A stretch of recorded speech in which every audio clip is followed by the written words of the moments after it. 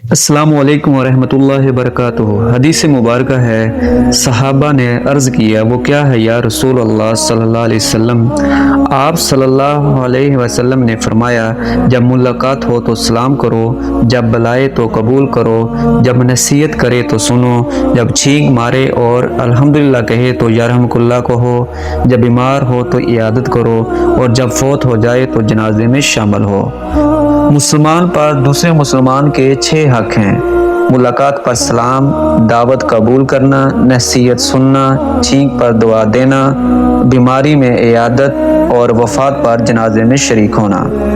سلام کرنا، راستے میں یا محلے میں کسی مسلمان سے ملاقات ہو تو خوش دلی سے سلام کہنا۔ اس طرح دعوت قبول کرنے سے مطلب کسی شادی یا خانے کی دعوت پر بغیر تکبر یا بہانے کے شریک ہونا، اگر شرعی طور پر جائز ہو۔ نصیحت سننا، نصیحت سننے سے مطلب کوئی نیک بات کرے تو سن کر اس پر عمل کی کوشش کرنا، بجائے کہ انا کی وجہ سے رد کرنا۔ چھینک پر دعا دینا، کوئی الحمدللہ کہے تو فوراً یرحمک اللہ کہنا۔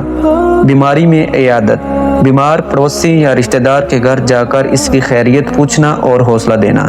جنازے میں شرکت، فوتگی کی خبر سن کر جنازے اور تدفین میں شریک ہونا اور اہل خانہ کو صبر کی تلقین کرنا۔ دوستو، اسلام ہمیں صرف عبادات کا نہیں بلکہ معاشرت کا بھی درس دیتا ہے۔ یہ 6 حقوق وہ بنیاد ہے جن پر محبت، بھائی چارہ اور معاشرتی سکون قائم ہوتا ہے۔ نبی صلی اللہ علیہ وسلم نے یہ حقوق فرض نہیں بلکہ ایک دوسرے پر احسان کا ذریعہ بنایا ہے۔ آج سے ہم کوشش کریں کہ اپنے ارد گرد ہر مسلمان کے یہ 6 حق ادا کریں، کیونکہ شاید کسی ایک حق کی ادائیگی ہمارے جنت کا راستہ بن جائے۔